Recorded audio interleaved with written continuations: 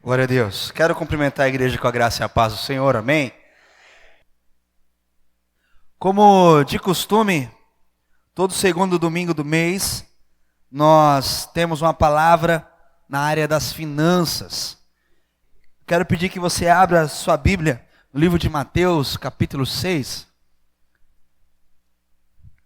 Mateus, capítulo 6. Eu sei que você ficou em pé durante todo o período do louvor, mas eu quero convidar vocês a se colocar em pé novamente. Mateus capítulo 6. Nós vamos ler apenas um verso bem conhecido. O verso de número 24. Mateus 6, 24 diz o seguinte. Quem achou, diga glória a Deus. Ninguém pode servir a dois senhores, porque ou há de aborrecer-se de um e amar o outro, ou se devotará a um e desprezará o outro. Não podereis servir a Deus e às riquezas. Vou estar lendo novamente. Ninguém pode servir a dois senhores, porque ou há de aborrecer-se de um e amar o outro, ou se devotará a um e desprezará o outro. Não podeis servir a Deus e às riquezas. Oremos. Pai amado, Pai querido, obrigado pela Tua palavra, que por si só já fala muito ao nosso coração. E nós te pedimos, Espírito Santo, venha intensificar essa palavra em nós, na nossa mente, no nosso coração. Venha tornar essa palavra viva, latente, ó Deus, ó Pai, e preciosa a cada um de nós essa manhã. E que o Senhor venha governar a nossa vida mais do que as riquezas. É o que nós te pedimos, em nome de Jesus. Amém. Amém. Pode se assentar. Há pouco tempo tenho observado algumas coisas que têm acontecido e isso tem de certa forma, me alegrado bastante. Porque já faz um tempo que Deus tem permitido acontecerem algumas coisas na nação para que a igreja se levante. Já faz um tempo que Deus tem permitido acontecer algumas coisas na nação brasileira para que Deus se levante. Nós temos essa temática anual de falarmos sobre amando a igreja sendo um corpo. Amém? E a igreja sou eu e a igreja é você. Deus tem permitido algumas coisas acontecerem na nação brasileira, eu repito isso, para que a igreja se levante, para que eu e você possamos nos levantar, para que eu e você possamos nos posicionar como igreja do Senhor. Pode parecer um negócio bobo que eu vou dizer aqui, pode parecer um negócio que não tem nada a ver, mas para mim tem tudo a ver. E uma coisa que a igreja precisa fazer é discernir o tempo. Jesus, certa feita, conversando com os discípulos, ele disse o seguinte: olha, vocês dizem que a colheita para acontecer falta meses. Eu já digo, os campos estão brancos. Certa feita, Jesus conversando com o doutor da lei, Nicodemos, Jesus falou assim: olha, você não consegue entender as coisas espirituais. E às vezes você não entende nem as coisas naturais, mas quando a gente olha para o céu, a gente sabe quando vai chover. A gente sabe quando o clima vai mudar. Então, muitas coisas têm acontecido com a nação brasileira, com o povo brasileiro, que é para a igreja estar em alerta. Por exemplo, o Brasil, até antes da Copa de 2014, a gente endeusava o futebol. O futebol era um Deus para nós. Até a vergonha do 7 da Alemanha em cima do Brasil. Não se comenta mais sobre seleção brasileira como se comentava antes. Não se fala mais de futebol como se falava antes. Ah, o país do futebol. Não se fala mais. Quantos já perceberam isso? Caiu por terra, Deus derrubou por terra um ídolo que por vezes estava sendo maior do que ele. A igreja precisa se levantar agora para mostrar de fato quem é o Deus e de quem é esse país. A Bíblia fala: feliz a nação cujo Deus é o Senhor.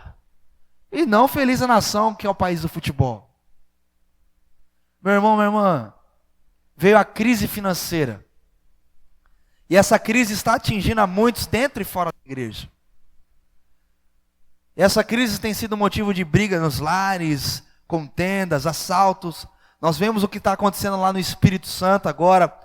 por causa da questão financeira, os policiais não tiveram o dissídio, o aumento, então se colocaram em greve, o Estado está em calamidade. Quantos observaram isso nos noticiários? E a igreja não pode assistir isso e ficar parada. A igreja não pode assistir uma crise financeira brasileira e ficar parada. A igreja não pode assistir um Estado ser destruído e ficar parado. Meu irmão, minha irmã, é hora da igreja se despertar. Só que o que me entristece é que tem aberto muita igreja que não tem feito diferença nenhuma. Essa época de crise do ano de 2016 para cá, só na nossa rua abriu diversas igrejas. Imagina a Praia Grande afora. Mas as coisas não têm mudado muito. Então, meu querido, minha querida, por que eu estou dizendo isso? Porque a igreja precisa se despertar. Porque hoje as igrejas têm lotado para se tornar plateia de alguém. Ô fulano, cadê você? Eu vim aqui só para te ver. Aí sobe um artista gospel num palco, aplausos, assovios, uma manifestação naquela hora, naquele momento. Porque hoje a igreja, infelizmente, é uma igreja como uma plateia para ver ídolos, cantores, pregadores, comediantes de stand-up, gospel. A igreja virou isso. A igreja virou isso. A igreja virou uma plateia para idolatrar ídolos. Só que Deus, o nosso Deus, nosso Pai, nosso eterno Deus, Ele quer levantar, Ele quer preparar uma igreja que chame a atenção de uma plateia, de uma pessoa só, que é Jesus. A igreja precisa se levantar para fazer algo que chame a atenção de Jesus, que coloque um sorriso em Jesus, que coloque um sorriso no rosto de Deus. A igreja precisa se levantar por uma plateia de uma pessoa só, Jesus Cristo. Só que muitas igrejas também têm se levantado para chamar a atenção do dinheiro para si. Quantos megatemplos estão sendo construídos? Quantas pessoas estão indo para a igreja com promessas de que a vida financeira vai melhorar, vai mudar, e tudo em meio à crise vai ser resolvido. Meu irmão, eu não tenho dúvida que Deus não está em crise, eu não tenho dúvidas de que Deus é livre, Deus está acima de toda e qualquer crise, não tenho dúvidas disso. E também não tenho dúvidas de que Deus pode mudar a sua vida, amém? Quantos creem nisso? Deus tem poder para isso. Ele tem. Meu querido, a Bíblia é repleta de Gênesis a Apocalipse, de pessoas que passaram por circunstâncias adversas, inclusive financeiras, e Deus a sustentou. Se você pegar Isaías 26, Gênesis 26, você vai ver que Isaac foi colocado numa terra estéril, um deserto, e lá Deus fez ele prosperar. E os filisteus não se agradavam disso, tiraram ele, mandaram ele para um lugar pior ainda, e lá Deus fez ele prosperar. Eu não tenho dúvida de que Deus pode fazer a gente prosperar em tempos de crise, amém? Quantos creem assim comigo? Glória a Deus. Eu não tenho dúvida disso e espero que você também não tenha. Mas meu irmão, minha irmã, o tema da ministração dessa manhã é que nós precisamos ser uma igreja ungida para prosperar. Por quê? Porque a unção ela não serve só para ser curado, para nós sermos curados ou para consagrar alguma coisa. A unção também ela serve para prosperar a nossa vida. Eu tenho acostumado a ouvir do meu discipulador, do pastor Jânio, ele diz sempre isso, que ele fala que o que significa a unção? A unção ela é capacitação, é autorização e liberação. Isso é unção. A unção ela tem o poder de nos capacitar, ela tem o poder de nos autorizar e ela tem o poder de nos liberar. Isaías vai dizer isso, né?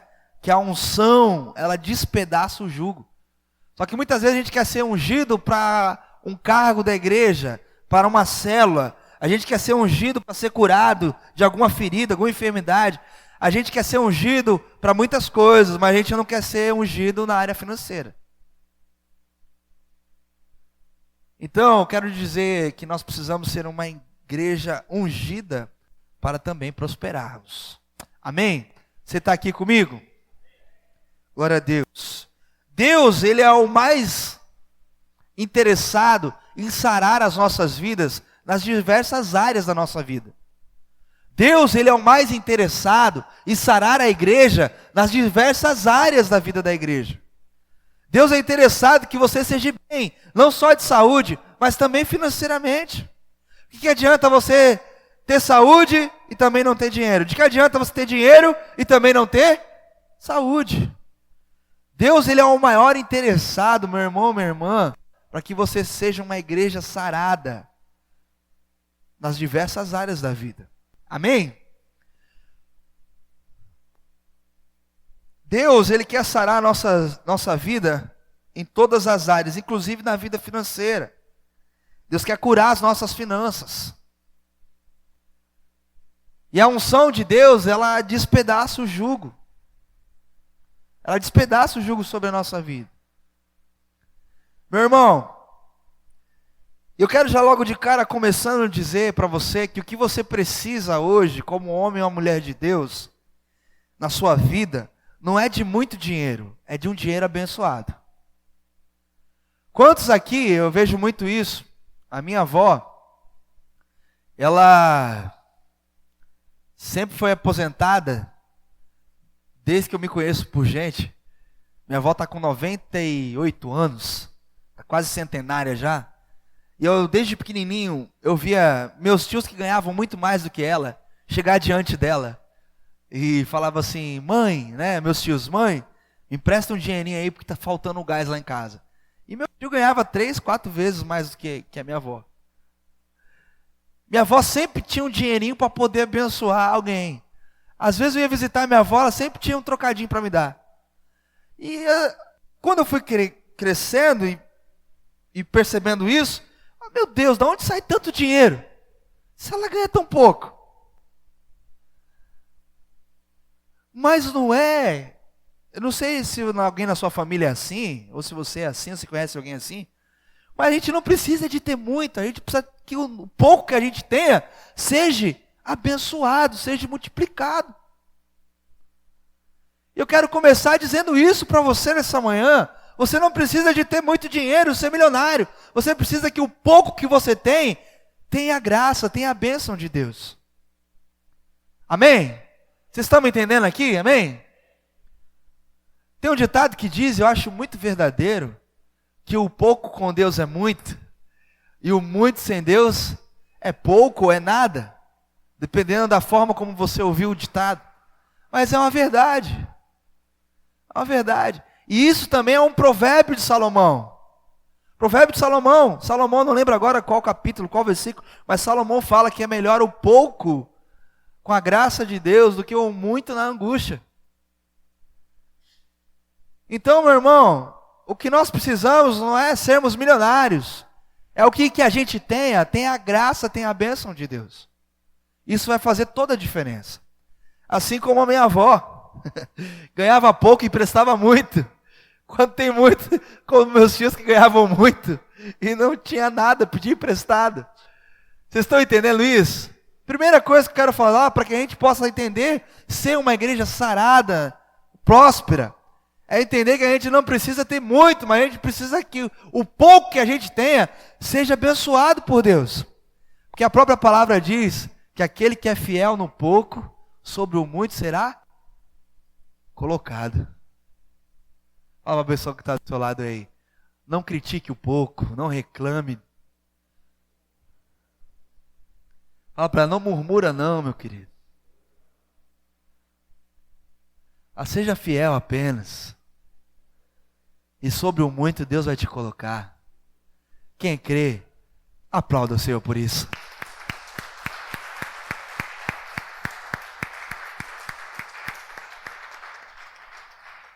Glorifica a Deus, glorifica a Deus, glorifica a Deus. Meu irmão, minha irmã, eu quero dizer, e eu fui pesquisar há um tempo atrás, uma pesquisa apontou que 92% das pessoas, elas tomam decisões baseadas no que recebem, ou seja, no dinheiro. 92% das pessoas tomam decisões por causa do dinheiro. E nós lemos no texto de Mateus 6:24, que não dá para servirmos dois senhores, não dá para servir a Deus e as riquezas. Se você é uma dessas pessoas que se encontra nessa estatística, que cada decisão que você toma é pensando no dinheiro e não no que Deus espera de você, você está servindo as riquezas. Meu irmão, minha irmã, 92% das pessoas, elas tomam decisões pensando na grana delas, no dinheiro delas. A cidade que eu vou morar, é por causa do trabalho, é por causa do dinheiro, é por causa disso, é por causa... Se você não muda de cidade pensando no que Deus quer para você naquela cidade, você está mudando por causa do dinheiro, Deus não é quem dirige a sua vida. 92% das pessoas tomam decisões pensando na grana. Que curso que eu vou fazer? Eu preciso ganhar dinheiro. Quantos filhos eu vou ter? Não tenho dinheiro. Meu irmão, minha irmã, se você toma decisões pautadas na grana, no dinheiro, e não naquilo que Deus quer de você, eu sinto muito te dizer que Deus é o seu dinheiro e você não percebeu ainda. O dinheiro, a sua grana é o seu Deus e você não percebeu ainda. Eu sei que é dolorido ouvir isso, mas é uma verdade. Graças a Deus que a verdade pode doer, mas a Bíblia diz que liberta. Se você perceber isso, tenho certeza absoluta que você vai ser livre disso.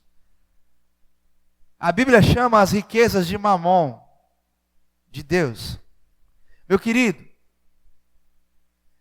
as pessoas, elas procuram se relacionar com pessoas por causa da grana. Tem pessoas que se relacionam com outras pessoas por causa do dinheiro, do status. 92% das pessoas no mundo tomam decisões pensando no dinheiro.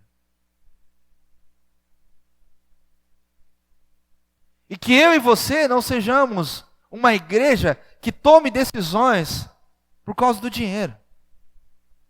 Eu tenho uma pergunta que está inquieta na minha mente e no meu coração.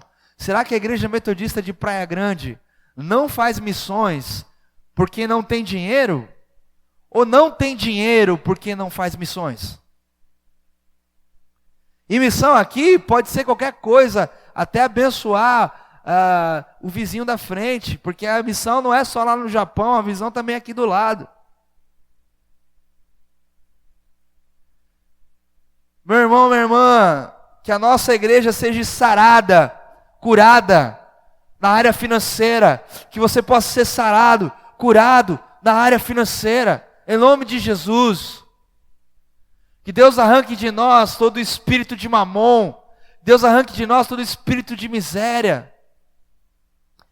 Meu irmão, minha irmã, as pessoas têm o costume, eu não sei se você é assim, de associar a felicidade com o dinheiro.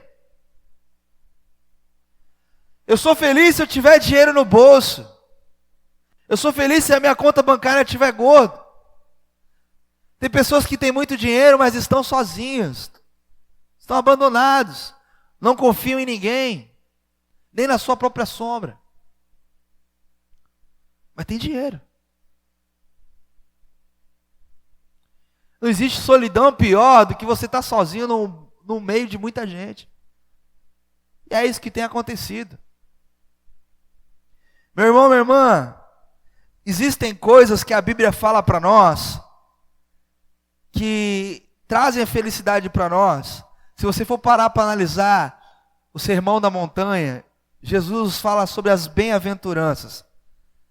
E ao contrário do que muitos dizem, bem-aventurado não significa feliz, significa mais do que feliz. Aventurado significa feliz, mas bem-aventurado significa mais do que feliz. No Sermão da Montanha, Jesus está falando sobre aqueles que são mais do que felizes. E uma hora ele fala, bem-aventurado os que são pobres e humildes em espírito. Todo o Sermão da Montanha não é pautado naquilo que as pessoas têm, mas naquilo que as pessoas são. O negócio não é ter, o negócio é ser. Ser manso, ser humilde, pacificador. O negócio não é possuir, o negócio é exalar, é demonstrar algo. Isso nos torna mais do que felizes, mais do que felizes. Não sei quantos aqui, porque eu já fiz isso, durante muito tempo da minha vida, mesmo sendo crente, nascendo num berço evangélico, eu colocava a cabeça no meu travesseiro, tendo tudo que Deus podia me dar, e ainda estava insatisfeito. Ainda sentia que faltava algo, aquela insatisfação. Não sei se já aconteceu isso com você, ou se acontece. Mas eu tenho uma boa notícia para você essa manhã. Deus quer que a gente esteja contente em toda e em qualquer circunstância. O cristão ele não precisa ser feliz. Para ele ser feliz, aliás, para ele ser mais do que feliz, ele precisa entender o contentamento. Fala para a pessoa que está do seu lado aí, uma igreja feliz é uma igreja contente. Estar contente é viver o contentamento. Ou seja, tudo que tenho, tudo que sou, vem de Deus, pertence a Deus, a minha vida, o que eu sou, o que eu tenho, eu devo estar contente com isso, porque estando contente com o que eu tenho, com o que eu sou, com o que Deus me dá, independente se Ele quer dar mais ou não, eu preciso estar contente. O que é estar contente? Estar contente, viver o contentamento é você viver que nem Paulo. Já tive muito, Deus, já passei necessidade, mas o que importa não é ter muito ou passar necessidade, é que tudo posso naquele que me fortalece. Você consegue entender isso, meu irmão? Consegue entender isso, minha irmã? Se você consegue, aplauda Ele por isso.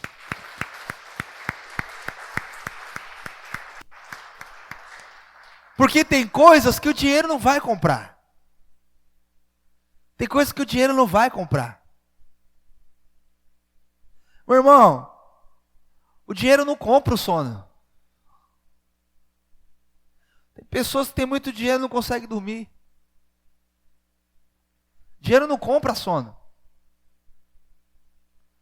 O dinheiro não compra amizades verdadeiras.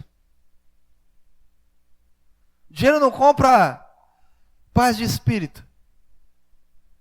O dinheiro não compra alegria. O dinheiro compra momentos de alegria, mas não compra a alegria eterna. Abre sua Bíblia em Romanos. Romanos 14, 17. Diz assim: porque o reino de Deus não é comida, nem bebida, mas justiça e paz e alegria no Espírito Santo. Comida eu posso comprar, bebida eu posso comprar, mas a justiça que vem de Deus eu não compro. A paz que vem de Deus eu não compro. A alegria do Espírito eu não compro. Ou seja, nada que vem de Deus pode ser comprado. E existem muitas igrejas hoje que estão vendendo bênção. Mas nada do que vem de Deus pode ser comprado. Deus não aceita barganha com ninguém. O que Deus tem para dar para nós, Ele dá. Ele dá. Ele não vende. Ele não troca pelo dízimo. Ele dá.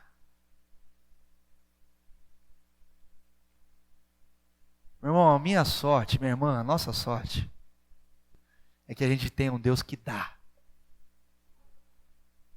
Fala para a pessoa que está do seu lado aí, a sua sorte é que você tem um pai que dá. Um pai eterno que doa. Se ele vendesse, a gente estava ferrado.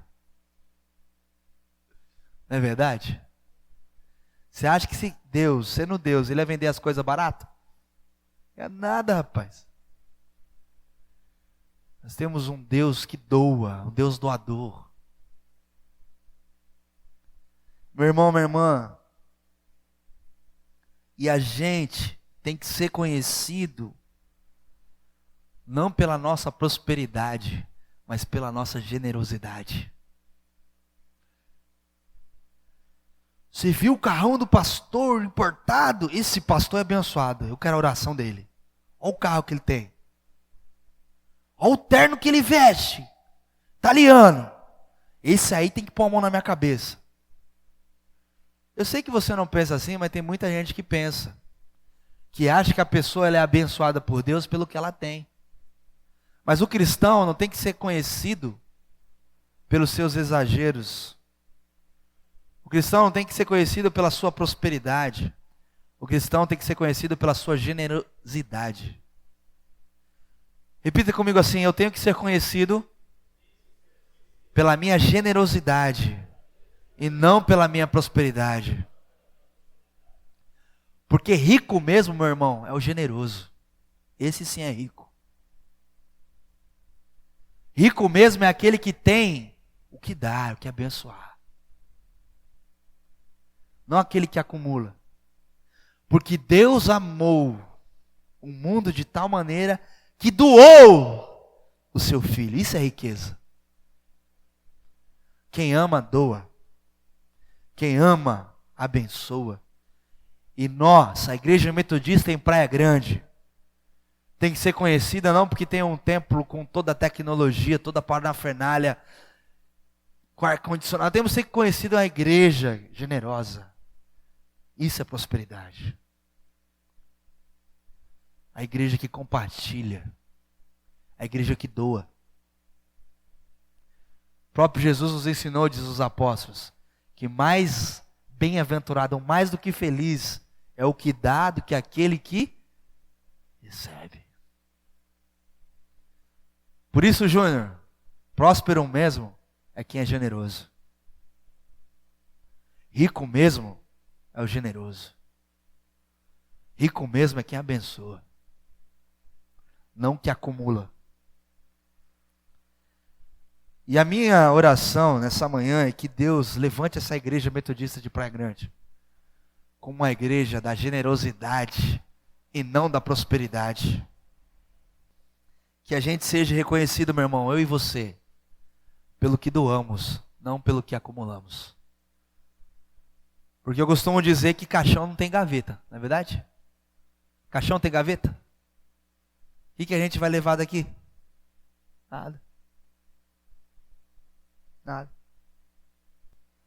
Pastor, eu não preciso de cura na minha vida financeira. Então quero encerrar aqui falando de sinais de uma igreja que precisa de cura financeira. Se você se identificar assim, eu quero chamar você aqui depois na hora da unção, para nós ungirmos você, para que você seja curado na sua vida financeira. Amém?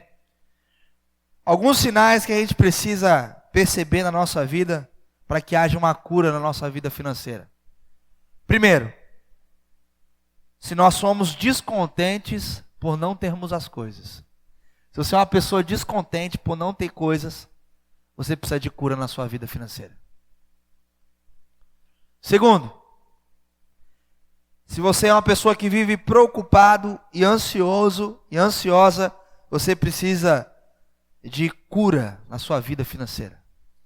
Porque a preocupação nada mais é do que um medo crônico que a gente tem. E a ansiedade nada mais é do que falta de fé que a gente tem. Muitas vezes. Eu aprendi uma coisa. Que se Deus tem um problema, esse problema sou eu. Esse problema é você. O maior problema de Deus, aquilo que dá mais dor de cabeça em Deus, somos eu e você. O povo dele. Se nós somos o problema de Deus, quem é que resolve os nossos problemas? Quem? Quem é igreja? Quem é igreja? Deus. Então, para que ficar ansioso? Para que ficar preocupado? Se a nossa vida é de Deus. Se nós somos um problema de Deus. Eu não estou falando aqui que você não tem que fazer nada. Mas eu estou falando que além dos seus esforços possíveis, você tem que se entregar nas mãos de Deus. Se você está preocupado e ansioso, você precisa de cura na sua vida financeira. Se você tem paciência para adquirir coisas, você quer as coisas tudo para ontem, do seu jeito, você precisa de cura na sua vida financeira. Se você tem dívidas atrasadas, você precisa de cura na sua vida financeira. Eu não estou falando de dívida que acontece porque você esqueceu de pagar. Eu estou falando do acúmulo delas.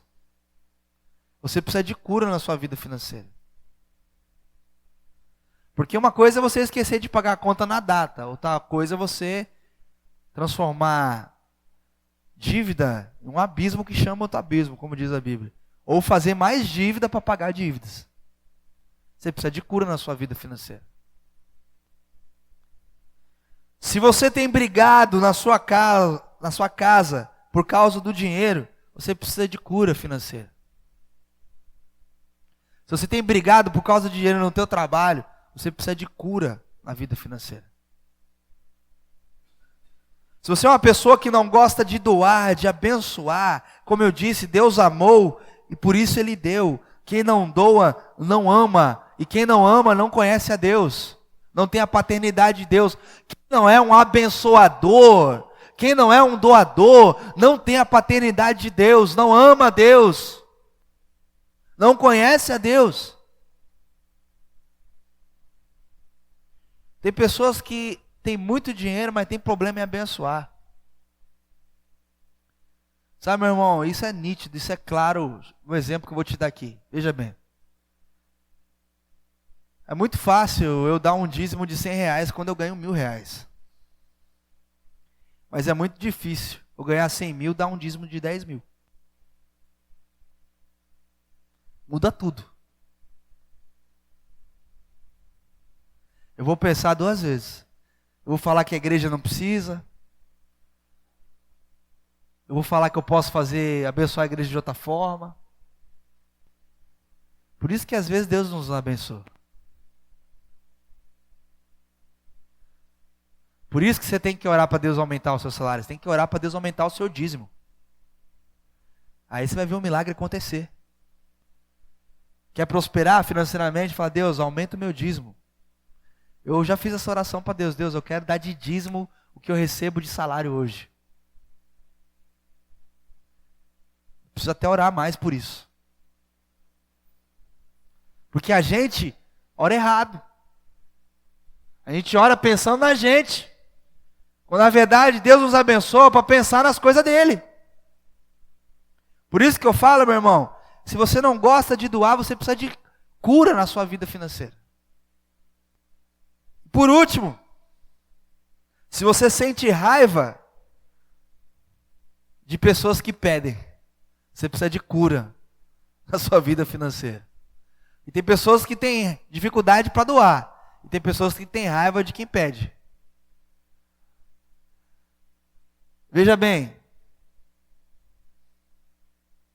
Não é quem fala. As pessoas têm raiva quando se comenta sobre dinheiro. Tem 3 coisas que um crente não gosta de ouvir: sobre o diabo, sobre o dinheiro e sobre alguma mudança que precisa fazer no seu caráter, correção de caráter. A pessoa, ela dá uns 4 passos para trás. Aí, já vai começar a falar de dinheiro. Já vem com esse papo de diabo. Já quer que eu mude nisso. Aí complica. 3 coisas. 3 coisas que não dá para falar com algumas pessoas. Se você não gosta que fale de dinheiro, você precisa de cura na vida financeira. A igreja primitiva também tinha os seus percalços. Também tinha seus problemas. Era a igreja de Jesus, mas também tinha suas dificuldades. Ananias e Safira venderam um terreno por 100 mil. Chegaram lá, combinaram um com o outro. Ó, vamos falar que vendemos por 50 mil, que a gente fica com o resto do dinheiro e dá o resto para a igreja. O que Pedro fez? Pedro chamou. E aí, ô Ananias? E o dinheiro? Ah, e o dinheiro? Ah, a gente conseguiu vender o terreno, assim vendemos por tanto. Você vendeu por quanto? Ah, 50 mil. Ah, 50 mil? É. Se você mentiu para Deus, você tem que morrer. Está mentindo para mim, você está mentindo para Deus. Morra. Foi pro sapo. Meu irmão, minha irmã, quando um homem de Deus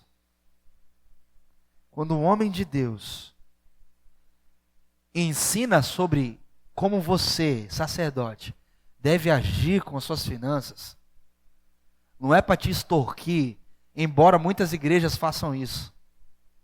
Não é para te extorquir, é para te direcionar, para saber também onde está o seu coração. A nossa igreja não tem esse costume de extorquir ninguém, vocês sabem disso. Né? Vocês sabem disso. Mas a gente não pode enganar Deus. E não pode ficar com raiva quando nós lidamos com essa parte financeira. Porque até isso a Bíblia nos ensina como agir. Isso deve ser falado, deve ser tratado. Você tem raiva quando alguém fala sobre isso. Você precisa de cura na sua vida financeira. Porque Jesus fala muito sobre isso. Se você tem raiva de quem fala sobre dinheiro, você tem que ter raiva de Jesus. Chegaram para Jesus: Jesus, é lícito pagar imposto? Jesus pegou uma moeda e falou assim: quem tem nessa moeda aqui, nesse dinheiro? A cara de César. Então, dê a César e dê a Deus. Então você tem que ter raiva de Jesus também. Porque Jesus fala sobre dinheiro. Meu irmão, eu quero repetir aqui. Se você está descontente por não ter coisas, preocupado e ansioso, impaciente para adquirir coisas, dívidas atrasadas e acumuladas, brigas por causa de dinheiro, não gostar de doar, ter raiva das pessoas que falam sobre dinheiro, você precisa de cura na sua vida financeira, como igreja. Esse negócio sobre raiva das pessoas falando sobre dinheiro, eu estou falando de pessoas que falam com seriedade sobre isso. E não com pessoas que manipulam sobre isso. Pessoas que lidam com seriedade. Se você sente raiva, aí você precisa de cura. Porque eu às vezes ligo a televisão em alguns programas evangélicos e eu sinto raiva. Porque as pessoas, elas estão manipulando a situação financeira das ovelhas. Aí eu sinto raiva. Aí eu faço igual Jesus, dá vontade de entrar lá no templo, chutar tudo e falar raça de víboras, né? Dá vontade de entrar na televisão, mandar uma bomba lá.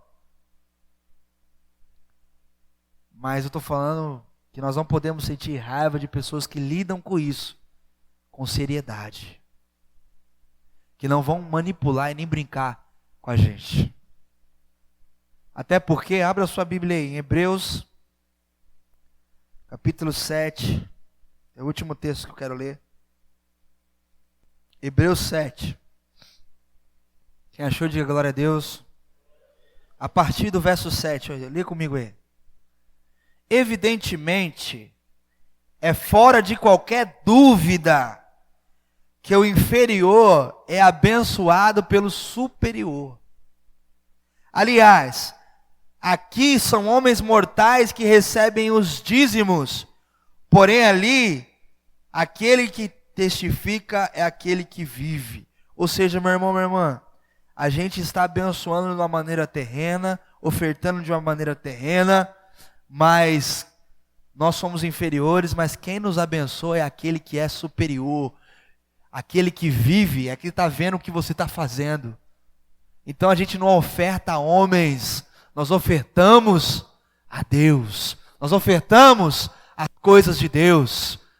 Agora, se os homens estão manipulando aquilo que é de Deus de maneira errada, eles vão prestar contas com Deus. Porque o próprio Hebreus, capítulo 10, vai dizer que Deus é fogo consumidor, Deus é justiça. O próprio Hebreus vai dizer que ai daquele que cai nas mãos de Deus. Você está entendendo, meu irmão? Então, quando a gente oferta, a gente devolve o dízimo. Não está fazendo isso para pastor nenhum. Fazendo isso para cumprir o que a Bíblia pede, a palavra pede. E cada um vai prestar conta, até aquele que não dá, até aquele que não doa. Meu irmão, minha irmã, como eu disse, caixão não tem gaveta. E eu não sei se você já reparou, a maior parte dos pecados, eles envolvem questões financeiras. Luxúria, mentiras. A maior parte dos pecados envolve questões financeiras. Por isso que Deus se preocupa tanto que a gente não sirva a mamão, ao dinheiro, mas que a gente sirva a Deus. Eu tenho certeza que hoje, na unção dos dizimistas e na sua unção, quero convidar todos a participar desse momento de unção, que a unção aqui não é vendida, a unção aqui é dada. A unção despedaça o jugo. Amém?